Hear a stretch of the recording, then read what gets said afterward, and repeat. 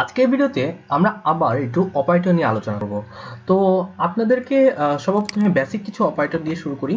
তো বেসিক অপারেটরের মধ্যে সাপোজ আমি একটি ইন্টিজার ভেরিয়েবল n ডিক্লেয়ার করলাম। তো n এর মধ্যে আমরা যদি 10 প্লাস 20 রাখি তাহলে যে n এর মান 30 হবে, এটা তো আপনারা জানেনই। তো এটা হচ্ছে আপনার অ্যাডিশন অপারেটর। এছাড়াও আছে আপনার সাবট্রাকশন অপারেটর মাইনাস করার জন্য, আছে মাল্টিপল অপারেটর মাল্টিপল করার জন্য, আর আছে ডিভিশন অপারেটর ডিভাইড করার জন্য। তো ডিভিশন অপারেটর তো আপনারা জানেন, সাপোজ আমি 25কে যদি আমি 5 দিয়ে ভাগ দিই তাহলে হচ্ছে আমার ডিভিশন করে অ্যান্সার আসবে 5। এখন যদি আমি 26কে 5 দিয়ে ভাগ দিই তাহলে ডিভিশন করে আমার অ্যান্সার আসবে 5, বাট আমার একটি একটি রিমাইন্ডার থেকে যায়। ওই রিমাইন্ডার 1টা আমি কিভাবে নিব? ওটার জন্য একটি অপারেটর, স্পেশাল অপারেটর আছে, সেটা হচ্ছে মড অপারেটর। সেটাকে পার্সেন্টেজ দিয়ে আপনাকে প্রকাশ করা হয়। তো আমি যদি পার্সেন্টেজ 5 দিই তাহলে হবে কি, 5 দিয়ে আমার ভাগ করবে ঠিকই, এবং ভাগ করার পরে যে ভাগশেষ থাকবে মানে 1 যে থাকবে সেটাকে আমার n এর মধ্যে স্টোর করবে। এই পার্সেন্টেজকে মড অপারেটর বলে। এটা ভাগশেষ বের করে দেয়, রিমাইন্ডারটা বের করে দেয়। তো এগুলো ছিল আপনাদের বেসিক অপারেটর। এছাড়া আরো কিছু অপারেটর আছে, যেমন এখানে আছে আমি যে ইকুয়াল সাইনটা ব্যবহার করেছি, এটাকে বলে অ্যাসাইনমেন্ট অপারেটর। আরও আছে আপনাদের, আমি যে আগে অপারেটর ভিডিওটি বানিয়েছি ওইখানে আপনারা দেখেছিলেন যে লজিক্যাল অ্যান্ড, লজিক্যাল অর, তারপরে নট, দেন ইকুয়ালিটি অপারেটর। তো সবচেয়ে বিপুল পরিমাণে যেই মানে বিগিনারদের জন্য যে যে জিনিসটা প্রবলেম হয় সেটা হচ্ছে পোস্টফিক্স আর প্রিফিক্স অপারেটরটা। তো সাপোজ আমি এখানে ইন্টিজার n ইকুয়াল টু 10 দিলাম। তো 10 দেওয়ার পরে n এর মান যদি আমি n ইকুয়াল n প্লাস 1 লিখি, তার মানে কি? তার মানে হচ্ছে n এর মান আমি 1 বৃদ্ধি করলাম এই স্টেটমেন্টে। দেন হচ্ছে যে আমি printf %d n, আমি যদি এখানে n প্রিন্ট করি আপনারা দেখতে পারবেন যে আমি এখানে 11 হবে। আমি রান করেছি, আপনারা দেখতে পাচ্ছেন আউটপুটে 11 প্রিন্ট হয়েছে। তার মানে হচ্ছে n এর মান আমি 1 বৃদ্ধি করে আবার n এ রেখে দিলাম।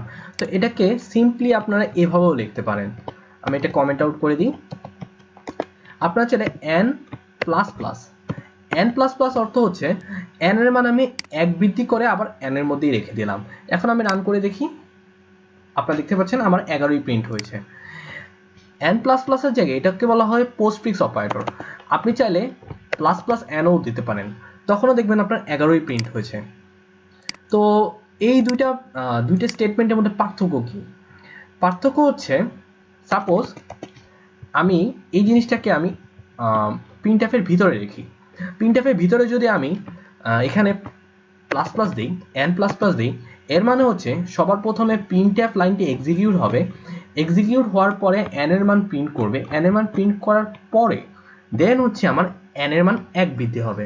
তো আমি এখানে আবার প্রিন্টএফ লিখি, printf %d,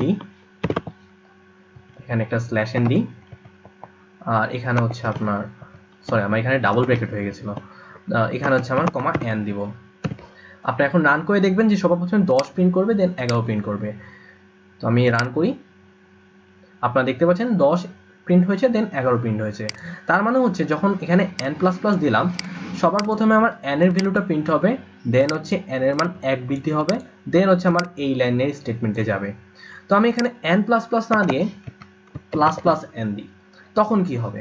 তখন হবে হচ্ছে সবার প্রথমে যখন প্রিন্টএফে আসবে, প্রিন্টএফে এসে প্লাস প্লাস n যখন পাবে সবার প্রথমে আমার n এর মান বৃদ্ধি হবে, দেন হচ্ছে আমার n এর মানটা প্রিন্ট হবে, তারপর হচ্ছে আমার এই n এর মানটা প্রিন্ট হবে। তো আপনারা দেখবেন যে উভয় ক্ষেত্রে আমাদের 11 প্রিন্ট হবে। এখন আপনারা দেখতে পাচ্ছেন উভয় ক্ষেত্রে 11 প্রিন্ট হয়েছে। তো প্লাস প্লাস আর n প্লাস প্লাস হচ্ছে যে আমরা যেই স্টেটমেন্টে লিখবো ওই স্টেটমেন্টে আগে কাজটা করবে নাকি পরে কাজটা করবে ওটা ডিটারমাইন করার জন্যই আমরা এই প্রিফিক্স আর পোস্টফিক্স অপারেটরটা ইউজ করি।